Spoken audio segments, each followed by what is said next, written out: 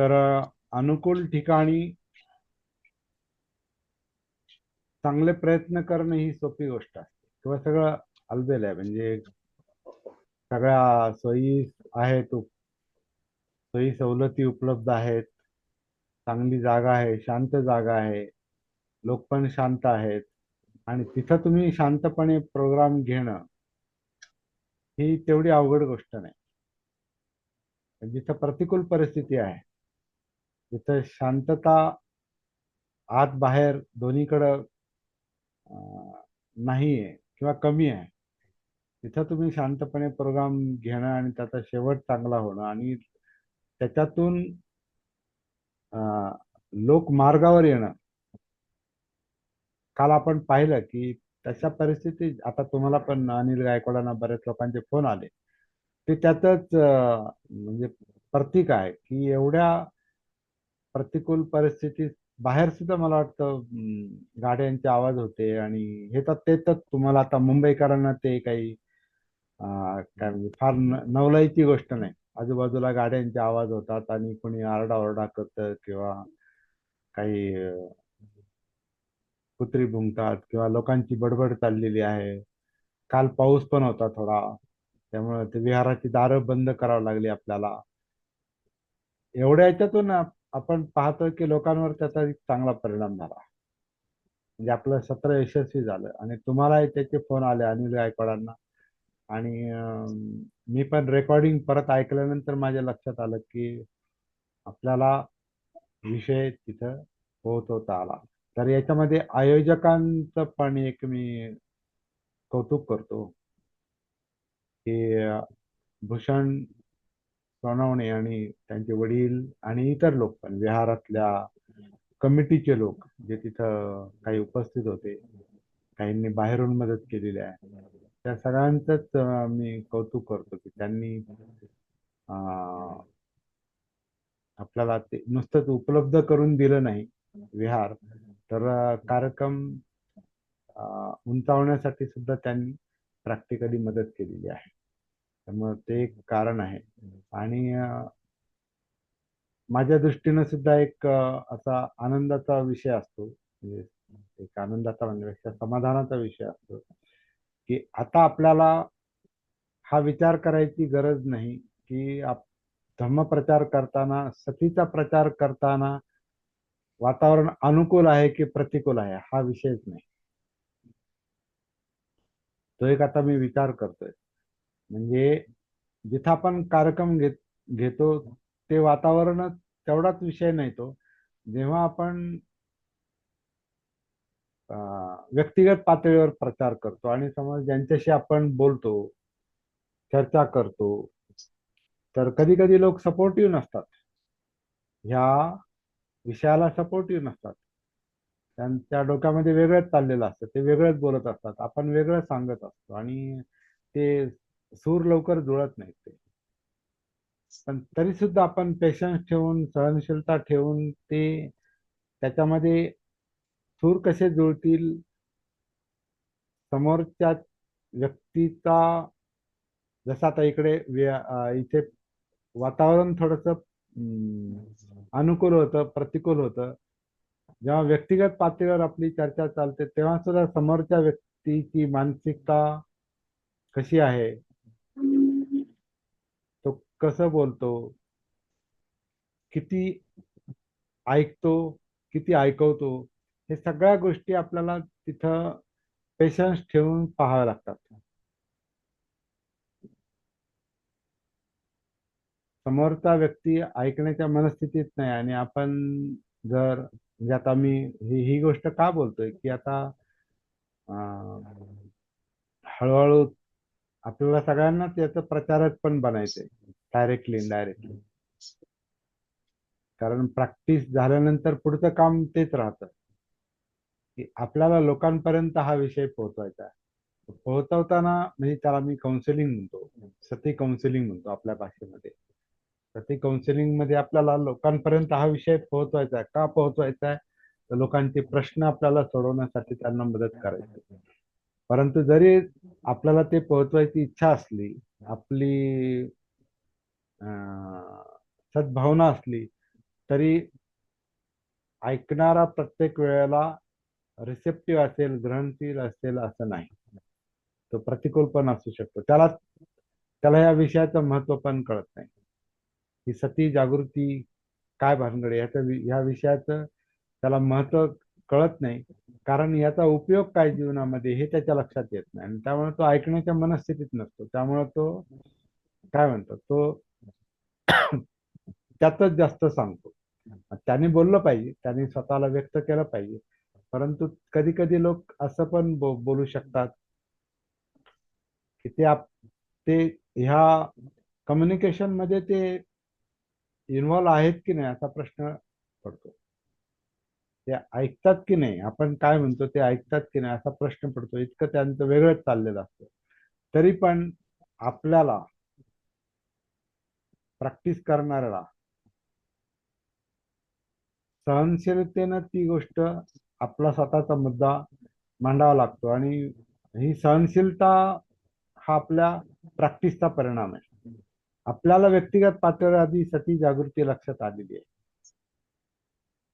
आणि त्याचा आपल्या मनावर परिणाम झालेला आहे, पॉझिटिव्ह इफेक्ट झालेला आहे. आणि त्याच्यामुळे ती सहनशीलता आपल्याला आपोआप येते परिणाम म्हणून.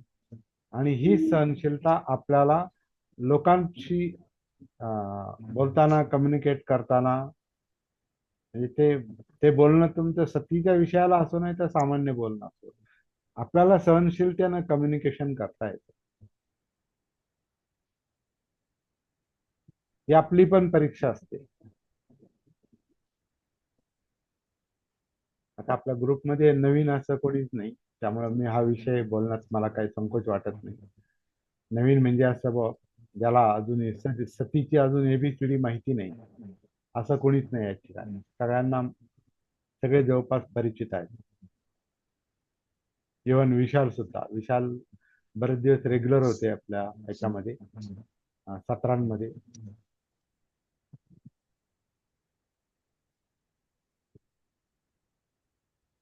बाकी सगळे जुने आहेत. तर ही आपली एक परीक्षा असते. तर कालचा विहारातला प्रोग्राम असो किंवा इतर ठिकाणचा पण प्रोग्राम असो, सार्वजनिक प्रोग्राम किंवा व्यक्तिगत पातळीवरचं कम्युनिकेशन असो, किंवा हे ऑनलाईन चालणारं सत्र असो, या सगळ्यामध्ये सतीची प्रॅक्टिसच आपल्याला मदत करते. आपलं माइंड पीसफुल असेल, आपलं माइंड स्थिर असेल. स्थिर असेल म्हणजे काय की आपल्यामधल्या सुद्धा काही ज्या कमतरता असतील, काही विस्कळीतपणा असेल. समजा आता मला थकवा असल्याने मला समजा जास्त बोलण्याची मला इच्छा नाही, तरी सुद्धा सती जागृती जी आहे ती एक शक्ती निर्माण करते आपोआप. हा माझा लगेच आता रेडी अनुभव, आता लाईव्ह अनुभव. म्हणजे हे सत्र घ्यायच्या अगोदर मला असं वाटत होतं की आज सत्र नसतं ठेवलं तर बरं झालं असतं. आता खरं म्हणजे झोप आहे, डोळ्यावर थोडी झोप आहे, आणि तो थकवा पण आहे शरीरामध्ये. पण तरी सुद्धा सती जागृतीची शक्ती जी आहे ती सगळ्यावर मात करून ती तुम्हाला बरोबर पुढे ढकलते. हे हा मी प्रॅक्टिसचा परिणाम पाहतोय. आणि आपल्या व्यक्तिगत अडचणी ज्या आहेत त्याच्यातून आपण हे अनुभव घेतो. आता काल धानके सरांशी पण मी बोलत होतो की आता त्यांचे काय, आता त्यांच्या प्रकृतीचं हे पाहून, म्हणजे त्यांची अवस्था पाहून मला पण वाटलं हे किती चांगल्या पद्धतीने मात करतात त्याच्यावर. अनिल गायकवाडांचं त्यांना अटॅक येऊन गेला तेव्हा सुद्धा त्यांनी सतीची प्रॅक्टिस कशी चालू ठेवली आणि स्वतःच्या अडचणीवर कशी मात केली. विशाल कसबेंचा त्यांचा पण प्रश्न तसा हेच आहे, म्हणजे गंभीरच आहे. तरी सुद्धा ते मात करतायत त्याच्यावर आणि पुढे जात आहेत. सुनील साळवे सरांचं तसंच आहे. आणि सुनंदा साळवे तर त्या आता ते म्हणजे माझ्या प्रचारामध्ये त्यांची कसरत असते, त्यांची कसरत आहे. कारण एवढं सहन करणं साधी गोष्ट नाही.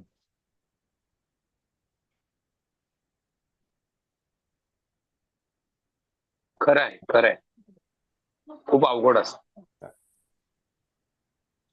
आपल्यासारख्या म्हणजे माझ्यासारख्या म्हणतो हा.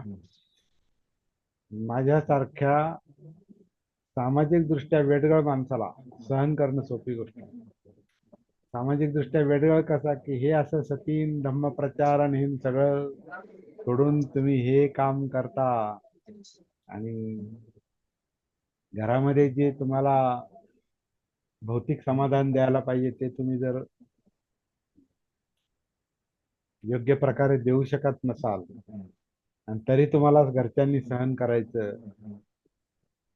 ही कसरतच आहे ना. माझ्या हो मुलांची सर, हो हो सर, बरोबर. माझ्या मुलांची पण कसरत आहे. आता ते चला ते पायावर उभे राहिले ते चांगली गोष्ट आहे.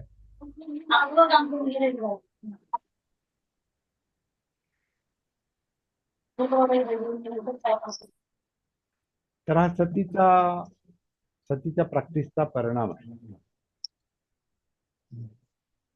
म्हणजे मला हो सर. म्हणजे हे सगळं मी व्यक्तिगत हे का सांगतोय हे सगळं की सती साधनेचे काय परिणाम होऊ शकतात, आपल्याला चांगले परिणाम. आपलं जीवन कसं बॅलन्स होतं, कसं संतुलित होतं ते मला सांगायचं होतं, म्हणून एवढं बोललो मी. सुनील सर बोला. काही नाही सर, तुकाराम महाराज आणि सॉक्रेटिस यांच्या बाबतीत पण असंच झालेलं आहे. पारिवारिक हो.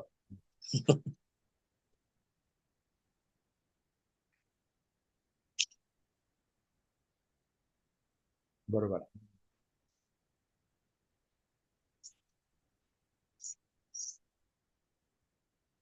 जे लोक प्रॅक्टिस करतात आणि ज्यांना पुढे प्रचार करायची इच्छा आहे त्यांनी आधीच गृहीत धरावा, हा सोपा मार्ग नाही. हा सरळ मार्ग नाही. बरोबर. हा. तुमचा माईक अनिल, तुमचा माईक म्यूट मुद्दाम केला मी, कारण घरातून आवाज येतो बाकीचा. तुम्हाला जेव्हा बोलायचं असेल तेव्हाच ओपन करा, कारण तुम्ही घरामध्ये आहात. तो आवाज आपण सहन करू शकतो, तो काय प्रश्न नाही. त्याच्यामुळे आपण डिस्टर्ब होत नाही किंवा इथं कोणी डिस्टर्ब होणार नाही. परंतु हे रेकॉर्डिंग चालू आहे आणि रेकॉर्डिंग जेव्हा इतर लोक ऐकतात तेव्हा बऱ्याचदा काय होतं, ज्यांचं माइंड परिपक्व नाही किंवा ज्यांच्यामध्ये सहनशीलता नाही, पेशन्स नाही, ते विषयाकडे लक्ष देण्याऐवजी डिस्टर्बन्स कडे जास्त लक्ष देतात. सर, तुम्ही कमतरता. धम्म कार्यात जरी स्वतःला पाहून नसतं घेतलं, समजा आता एक कल्पना करू आपण, व्यक्तिगत पातळीवर ठेवलं असतं आणि तुम्ही 24 तास जरी घराला योगदान दिलं असतं, तरी दुसऱ्या कुठल्याही मार्गाने ते असं काही नाही. ते म्हणजे दुसऱ्या कुठल्या मार्गाने ते तुम्हाला ते बोलणं ऐकावंच लागलं असतं कुठल्या तरी मार्गात. त्याच्यामुळं असं गिल्टी फील करायचं काही कारण नाही. नाही, गिल्टी नाही, मी गिल्टी फील नाही करत. गिल्टी फील नाही करत मी, म्हणजे वास्तव सांगतो. हा आणि हा. आता हे आपला हा कार्यक्रम सती धम्मचिंतन आहे. सती धम्मचिंतन म्हणजे काय की तुम्ही बोलता बोलता बोलता बोलताना बोलण्याच्या पाठीमागे चिंतन चालू आहे. चिंतन धम्माचं चालू आहे, म्हणजे काय घडामोडी घडतात त्या धम्माचं चिंतन चालू आहे. आणि ते चिंतन, ते धम्मचिंतन सती शिवाय शक्यच नाही. कारण सती काय करते, सती ही लाईव्ह लाईव्ह गोष्ट आहे. सती लाईव्ह म्हणजे तुम्ही आतून जागृत आहात असाल, आपण आतून जागृत असू तर आतल्या सगळ्याच गोष्टी, सगळ्याच घडामोडी, सगळ्याच मनोवस्था आपलं बोलणं, सगळ्याच ऍक्टिव्हिटीची आतून जाणीव असते. आणि तिथं समजा डिस्टर्बन्स असेल, आतमध्ये विचलन असेल समजा मनामध्ये, बाहेरच्या कारणामुळे असं नाही तर आतल्या कारणामुळं, जेव्हा विचलन समजा होत असेल, मनाचं मन विचलित होत असेल, चित्त डळमळीत होत असेल, तर सती त्याला सांभाळते, जागृती त्याला सांभाळते. जागृती ही आपल्या एकूण व्यक्तिमत्वालाच बॅलन्स करते, बॅलन्सिंग फॅक्टर आहे. सती जागृती हा बॅलन्सिंग फॅक्टर आहे. पंचधर्मेंद्रिय म्हणून एक विषय आहे बुद्धांच्या शिकवणीतला. तर पंचधर्मेंद्रियमध्ये श्रद्धा, वीर्य, स्मृती, समाधी आणि प्रज्ञा. म्हणजे श्रद्धा, वीर्य, स्मृती म्हणजे सती, समाधी आणि प्रज्ञा असे पाच फॅक्टर आहेत. पाच धम्म इंद्रिय म्हटलेलं आहे त्याला. तर याच्यामध्ये श्रद्धा हा इमोशनल फॅक्टर आहे, म्हणजे भावना, श्रद्धा, फेथ, म्हणजे माणसाचं जे भावनिक अंग आहे हे ज्या इच्छा आकांक्षा असतात त्याच्याशी कनेक्टेड असतं. इमोशनल अंग, इच्छा आकांक्षा तृष्णा जे असतात ते म्हणजे पाहिजे, श्रद्धा. आणि नको याच्याशी सुद्धा ते अंग, इमोशनल अंग कनेक्टेड असतं, कारण नकोची भावना आहे, पाहिजेची भावना आहे, लोभ आणि द्वेष ज्याला म्हणतो, आणि दोन्ही चित्तामध्ये असतात. तर ह्याच्याशी तुमची श्रद्धा असणं किंवा डळमळीत होणं हे अंग त्याच्याशी कनेक्टेड आहे, म्हणजे हे श्रद्धेचं अंग. दुसरं अंग जे आहे त्याला प्रज्ञा म्हटलेलं आहे. तर प्रज्ञा म्हणजे अंडरस्टँडिंग आहे, समज आहे.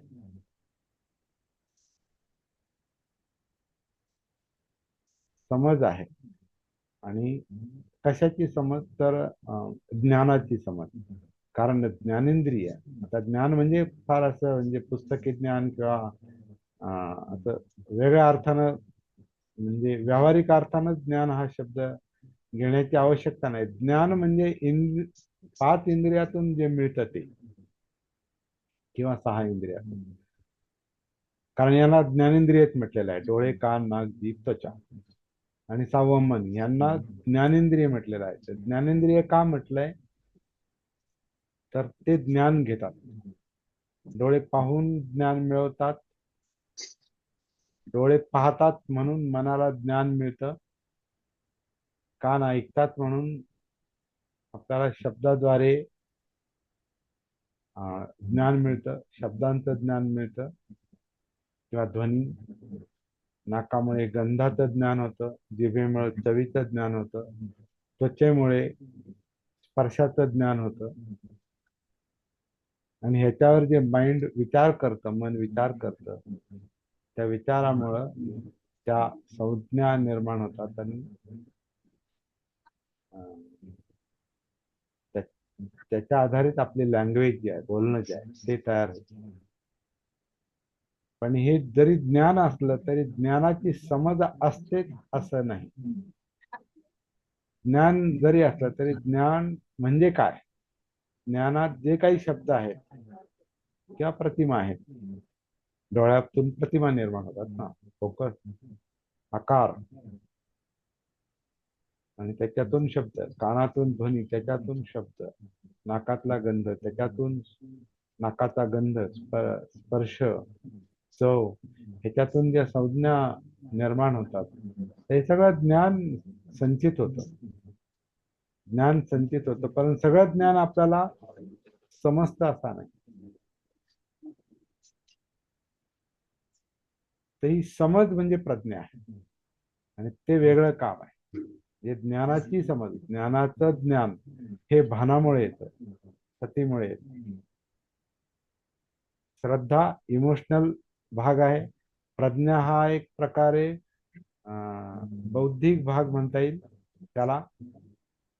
तिसरा जे काय ज्याला धम्म इंद्रिय म्हटलेलं आहे त्याला एनर्जी म्हटलेलं आहे, वीर्य, एनर्जी. तर एनर्जी म्हणजे काय, आपण जी सक्रियता असते आपली, सक्रियता. आता आपण बोलण्याचं काम करतो, किंवा ऐकण्याचं काम करतो. म्हणजे आपलं आपलं हे शरीर मन आपलं अस्तित्व हे सक्रिय आहे. इथे ऊर्जा द्यावी लागते, एनर्जी द्यावी लागते. तर आपण जे काम करतो, ऍक्टिव्हिटी करतो, ते सगळं ते वीर्य अंगामुळे म्हणजे शक्ती असल्यामुळे शक्ती ही अप्लाय होते आणि तेव्हा काम होतं.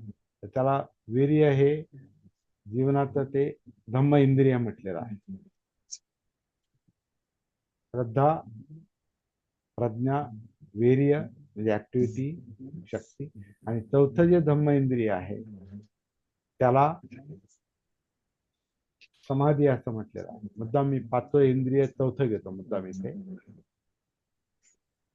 समाधी. आता समाधी म्हणजे ऍक्च्युली कॉन्सन्ट्रेशन असा त्याचा अर्थ आहे. म्हणजे जे विस्कळीत व्यक्तिमत्व जे आहे ते जेव्हा एकत्रित येतं, कारण इतके विषय आहेत आपल्या मनामध्ये, त्यामध्ये आपल्या जीवनामध्ये इतके विषय आहेत की त्याच्यामध्ये आपलं मन चित्त जे आहे हे नेहमी पांगलेलं असतं, विस्कळीत असतं, स्कॅटर्ड असतं. आणि विस्कळीत असणं, स्कॅटर्ड असणं म्हणजे समाधीत नसणं. आणि जेव्हा ते समाधीत असतं, आपलं अस्तित्व, आपलं जीवन म्हणजे आपल्या आपल्या विचार प्रक्रिया, आपल्या इमोशनल गोष्टी, ह्याच्यात जेव्हा आपलं चित्तमन पांगत नाही तेव्हा ते समाधीमध्ये येतं, असतं. आणि समाधीमध्ये आणण्याचं काम ही सती करते, जागृती करते, भान करते. हे एक ते सतीचं काम आहे. दुसरं एक सतीचं काम आहे, आपण बॅलन्सिंग फॅक्टर म्हणून आपण मगाशी आपण शब्द घेतला. सती बॅलन्सिंग फॅक्टर आहे, ती संतुलन करते, पर्सनॅलिटीचं संतुलन करतात. पर्सनॅलिटीचं संतुलन करते म्हणजे काय?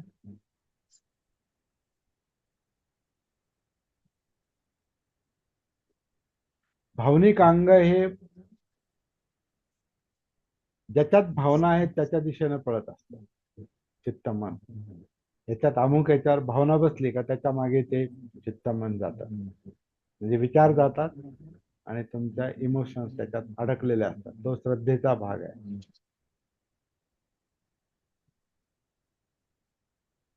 श्रद्धा, श्रद्ध म्हणजे त्याच्यात तिथं फिक्स असते, ती गोष्ट फिक्स असते, त्याच्यात ते फिक्स होते, जे त्याला आवडतं ते मिळवण्यासाठी ते तिथं अडकलेलं असतं. आपलं इमोशनल अंग त्याच्यात अडकलेलं असतं, किंवा जे आवडत नाही ते टाळण्याकडे त्याच्यात ते अडकलेलं असतं. तिथं दोन्ही त्या भावना आहेत, एक निगेटिव्ह पॉझिटिव्ह असं म्हणू शकतो.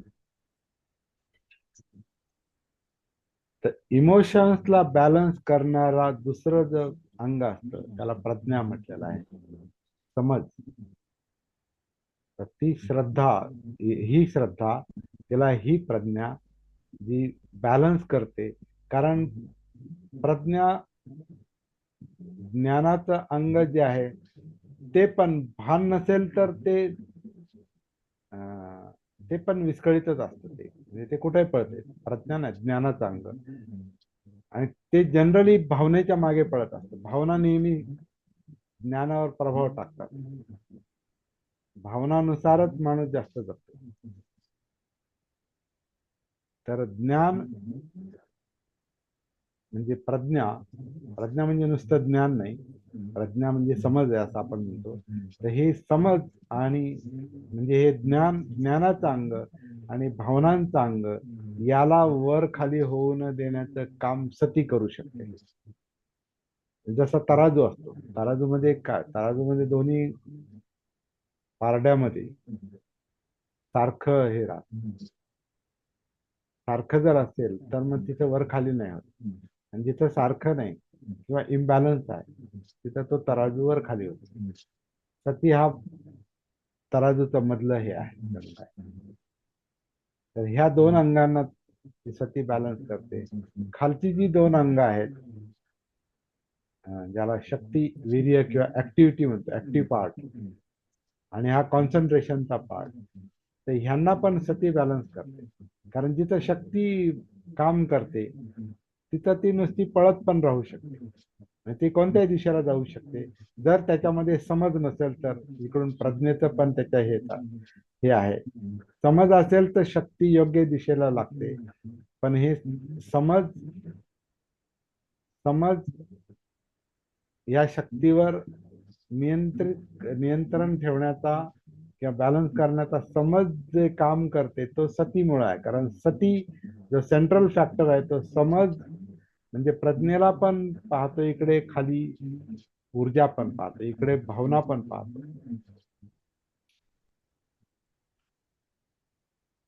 समाधीचं जे अंग आहे कॉन्सन्ट्रेशनचं, तर कॉन्सन्ट्रेशन हे पण भावनानुसारच ते केंद्रित होतं.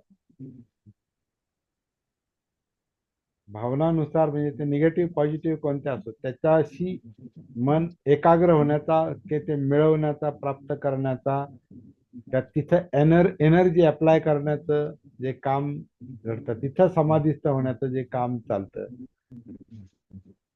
ते ते चुकीचं पण असू शकतं. म्हणजे समजा इमोशन तुमच्या आपल्या इमोशन्स काय म्हणू, श्रद्धेचं अंग किंवा इमोशन्सचं अंग समजा आपलं चुकीचं आहे किंवा वाईट आहे.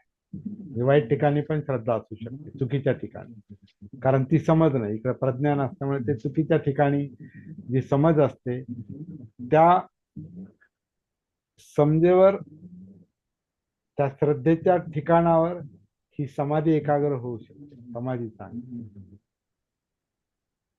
आणि समाधी चांगलीच असते असं नाही, समाधी वाईट पण असू शकते. सम्यक समाधी वेगळी गोष्ट आहे आणि मिथ्या समाधी ही चुकीची पण असू शकते.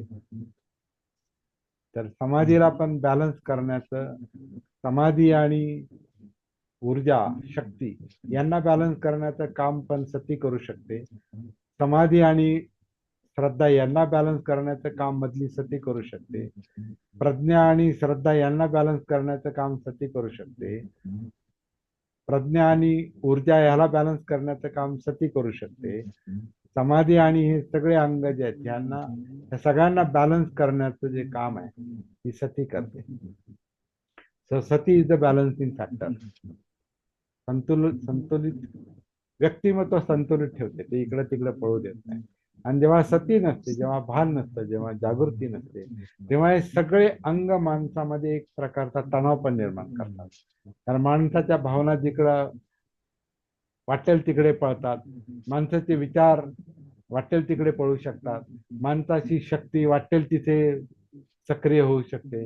माणसाची समाधी चुकीच्या ठिकाणी, माणसाचं कॉन्सन्ट्रेशन, मनाचं कॉन्सन्ट्रेशन या चुकीच्या ठिकाणी पण असू शकतं.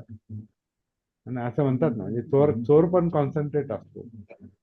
चोराला चोरी करायची असली तर तो पण त्या विषयावर कॉन्सन्ट्रेट असतो. एखादी मांजर भक्ष्यावर किंवा एखादं हिंस्र प्राणी भक्ष्यावर लक्ष केंद्रित करतो बराच वेळ, ते त्याच्या चित्ताचं कॉन्सन्ट्रेशनच आहे ते. नाही किंवा चोर समजा त्याला एखादा प्लॅनिंग करायचं, म्हणजे मोठा चोर, मोठा फ्रॉड करणारा मोठं प्लॅनिंग करतो, पद्धतशीर प्लॅनिंग करतो. त्याचं चित्त त्याच्यामध्ये गुंतलेलं असतं आणि मग त्याला तो काय म्हणतात, त्याला उसे अंजाम देता है, त्याला त्याला ते इम्प्लिमेंट हा इम्प्लिमेंट करतो तो. आणि म्हणजे आता समजा बँक लुटायची असेल एखाद्याला, तो असा लगेच गेला आणि लुटली असं थोडंच होतं. तो आधी ते काय म्हणतात रेकी करतो. म्हणजे रेकी शब्द बरोबर आहे का, रेकी? तो परीक्षण करतोय तो, का हे ह्या अमुक एक लुटायचा असेल तर कोणत्या वेळी गेलं पाहिजे, सामसूम कोणत्या वेळेला असणार आहे, तिथपर्यंत पोहोचण्याचा मार्ग कोणता आहे. आजकाल ते हे आहे, आजकाल म्हणजे बऱ्याच वर्षापासून सीसीटीव्ही कॅमेरा लागले तर कुठून आपल्याला कॅच केलं जाऊ शकतं. आजूबाजूला कोणी गस्त वगैरे तर नाही ना कुठली.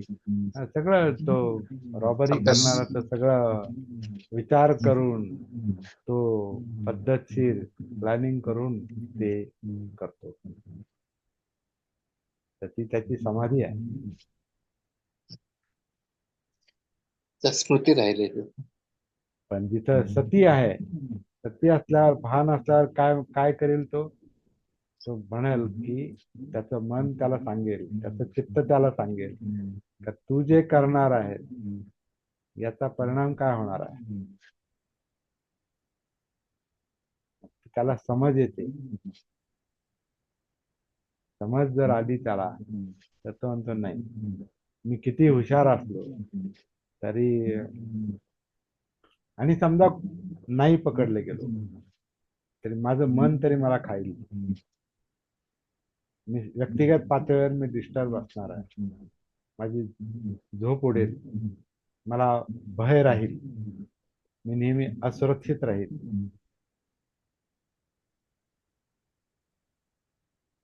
तर सती जागृती जी आहे हे फार मोठं अंग आहे. म्हणून जागृतीला बुद्धांनी पहिलं महत्व दिलेलं आहे, तो सेंट्रल पॉइंट आहे. अख्खं जीवन आपलं बॅलन्स होतं. आज हा विषय घ्यायचं काय डोक्यात नव्हतं, पण आपल्याला काय विषय ठरवायची आजकाल गरज पडत नाही असं दिसतंय. सर, धम्म इंद्रियामध्ये स्मृती राहिली का? काय? स्मृती स्मृती 5 धम्म इंद्रिय आहेत ना, हा, तर त्याच्यामध्ये स्मृतीचा आपला थोडा टॉपिक राहिला. मग स्मृती म्हणजे सती ना. अच्छा. तर ती स्मृती जी आहे ना, त्याचा पाली त्या सतीच्या स्मृती केल्या. आता आपण ज्याला स्मृती म्हणतो ते स्मरण अर्थानं वापरतो. म्हणजे माझ्या स्मृतीत आहे, म्हणजे ते ऍक्च्युअली स्मरणात आहे असं म्हणायचंय. परंतु स्मृती जी आहे तर ते भान अशा अर्थाचा शब्द आहे सती.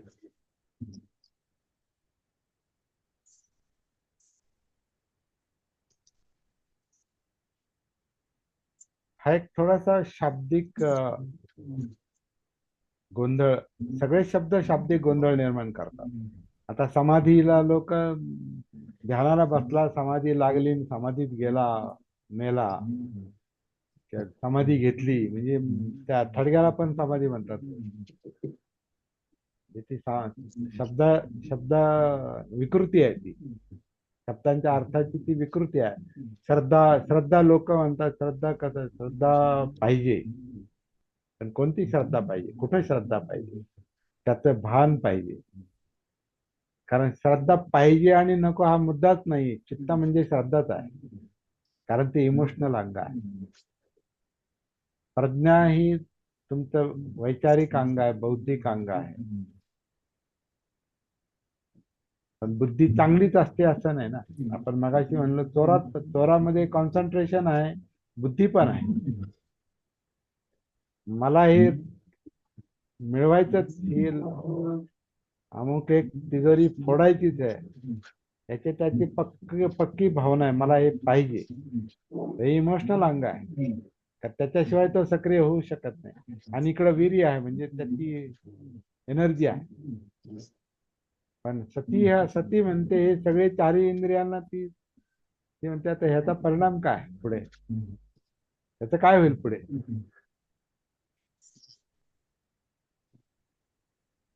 आणि आपण पाहतो हे सती नसल्यामुळे, भान नसल्यामुळे तथाकथित मोठाले लोक कसे अडकले जातात.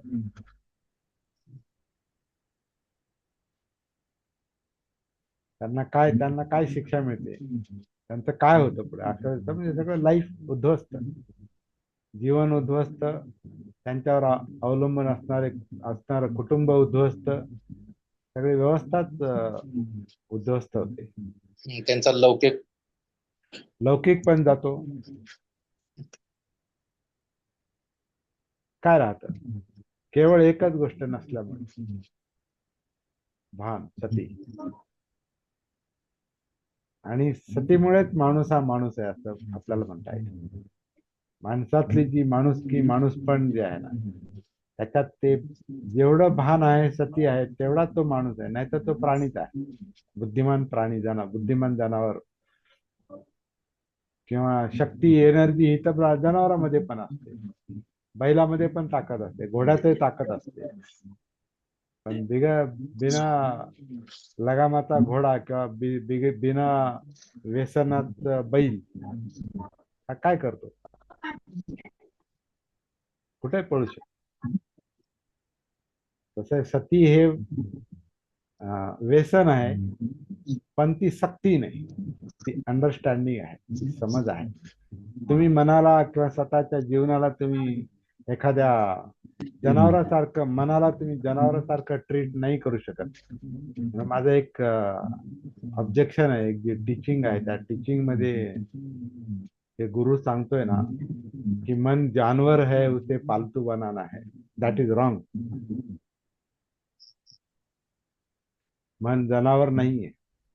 कारण मन म्हणजे तुम्हीच आहात ना. तुम्ही स्वतःला जनावर म्हटलं तर स्वतःला जनावर म्हणणारा कसा असू शकेल?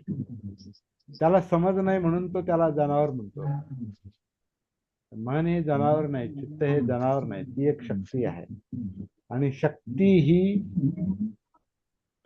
जागृतीपूर्वक सतीपूर्वक भानावर येऊन तिचा आपण सदुपयोग करू शकतो, त्याला सन्मार्गावर आणू शकतो, योग्य मार्गावर नेऊ शकतो.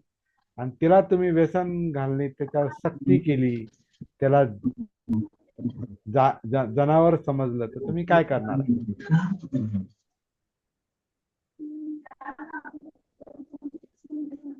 मनाला किंवा स्वतःला आपण जनावर समजलो तर आपण काय करणार आहे? आपण त्या मनाला समजून घेणार नाही, आपण त्याच्यावर सक्ती करणार नाही, असंच कर. आणि मन शक्ती ही कधी आपल्या ताब्यात येत नाही, डायरेक्ट कधी ताब्यात येत नाही. तिचं जर भान आलं, तिची जर जागृती आली, तिची जर समज आली, ती समजच माणसाचे प्रश्न सोडवते. त्यालाच प्रज्ञा म्हटलेलं आहे, त्यालाच अंडरस्टँडिंग म्हटलेलं आहे, त्याला सम्यक दृष्टी म्हटलेला आहे. असा तो मुद्दा आहे. त्यामुळं जे कोणी सांगतात मन जानवर है और उसे पालतू बनाना है, फार सुंदर आणि गंभीर आवाजात ते सांगतात, but that is wrong, what I think.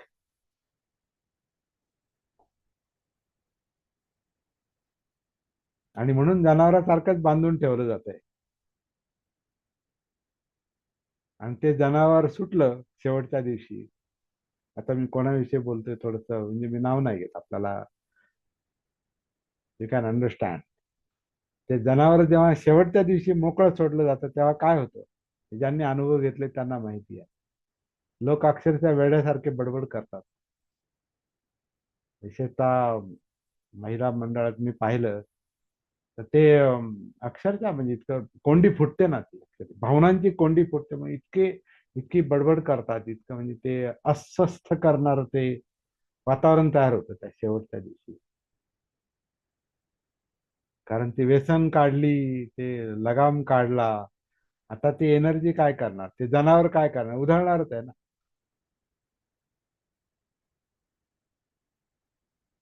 Buddha अशी शिकवण देऊ शकत नाही, इम्पॉसिबल. त्यामुळे सती जागृती भान हाच महत्वाचा मुद्दा आहे. म्हणून अप्पमादेन संपादेत, जागृतीपूर्वक प्रयत्न करा. बुद्धांचा शेवटचा संदेश जो आहे तो फार महत्वाचा आहे.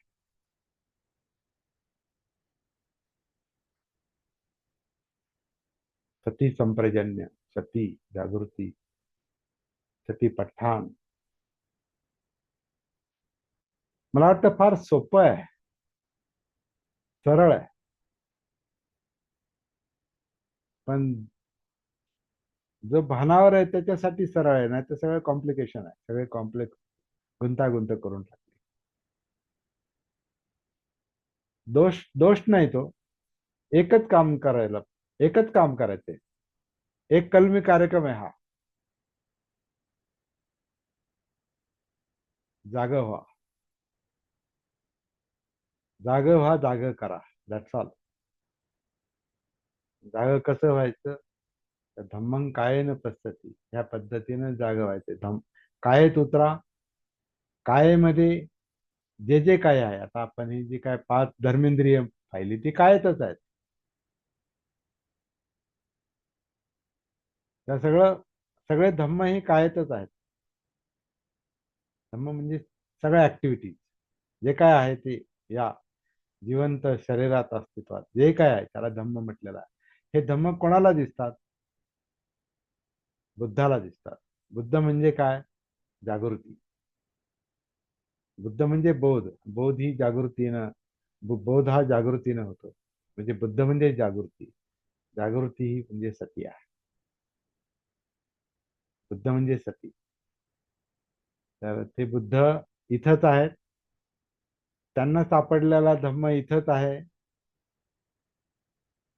आणि या सगळ्यांचं एकीकरण होणं संघ.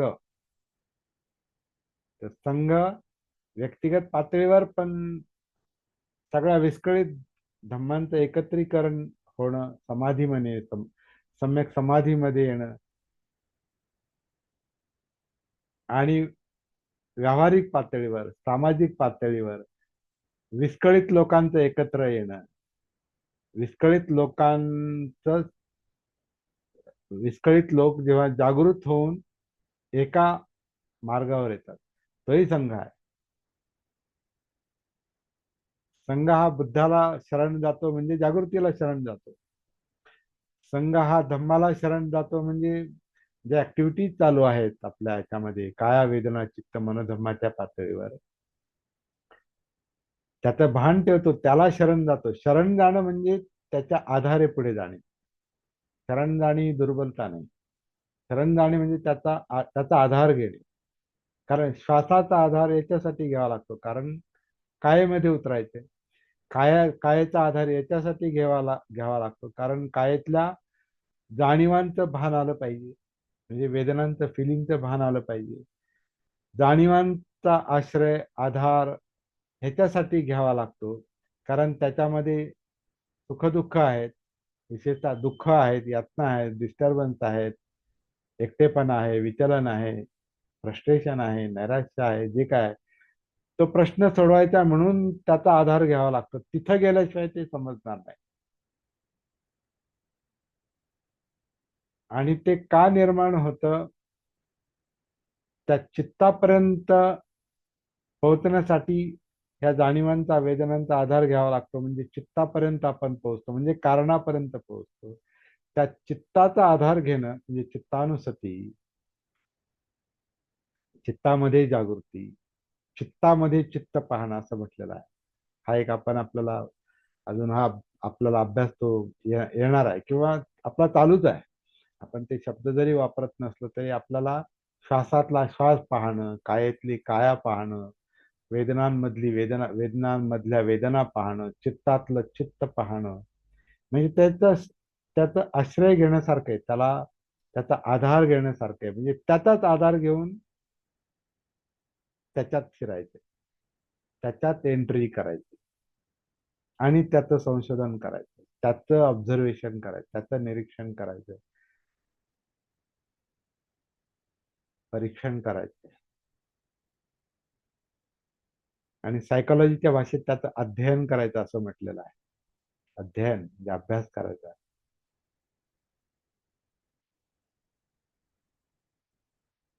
हे चित्तानुसती, चित्तामध्ये जागृती का पाहिजे? तर त्याच्यामुळे सुखदुःख निर्माण होतात आणि त्याच्यामुळेच विचार प्रक्रिया पण सक्रिय राहते, म्हणजे मनोधम्म. आणि मग आपण मनोधम्मांप्रती जागृत होतो म्हणजे धम्मानुसतीमध्ये उतरतो.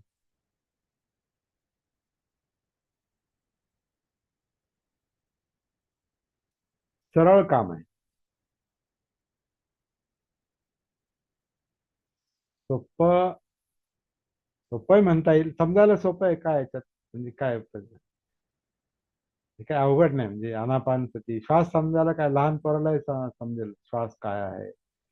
लहान पोरालाही समजेल हे शरीर काय आहे, बॉडी काय आहे. लहान पोरग पण म्हणतं मी घाबरलो, मला भीती वाटते.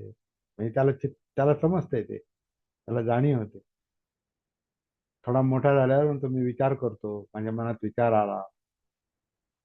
तर एव्हरीबडी कॅन अंडरस्टँड द धम्मा. प्रत्येकाला धम्म समजतो. फक्त त्याची जी समजण्याची, अंडरस्टँडिंगची, प्रज्ञेची पातळी जी उंचावण्याचं काम करते, ती सती करते. कारण ती सती कधी कधी करते? पठ्ठाण केल्यावर. पठ्ठाण झालं, प्रस्थान. श्वासातून काया, कायेतून जाणीवा, जाणीवातून चित्त, चित्तातून विचार प्रक्रिया. त्याला इकडून फिडिंग जे आहे, इंद्रिय, डोळे, कान, नाक, जीभ, त्वचा, संपूर्ण काया. आणि हे काम आतून आहे. आणि हे सक्ती करण्याचं काम नाही. असंच पहा आणि तसंच पहा, नाही. ते दिसेल. जसं डोळे उघडे ठेवले म्हणजे दिसतं. सिंपल काम आहे. पाहण्यासाठी आपण काय करतो? डोळे उघडे ठेवतो. डोळ्यावर सक्ती करतो का? नाही, उघडेच ठेव आणि बघायचंय तुला. हे काय आपण त्याला सक्ती करून सांगतो का? नाही. त्याचं कामच आहे पाहणं. कानांचं कामच आहे ऐकणं, गंध, ते काय म्हणतात त्याला, ध्वनी. नाकाचं कामच आहे गंध घेणं. जिभेचं कामच आहे चव घेणं.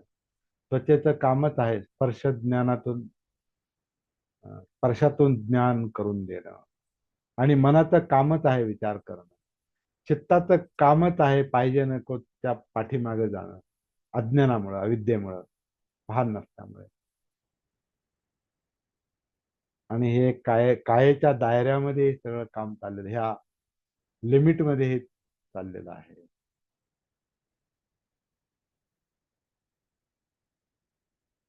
म्हणून धम्मं कायेन पश्यति, कायेत उतरायचं आहे. आणि फार समजदारपणे, फ्रेंडली, शांतपणे, समजून उमजून, जागृतीपूर्वक, सतीपूर्वक हे काम आपल्याला करायचं आहे. आणि जीवन समजून घ्यायचं आहे.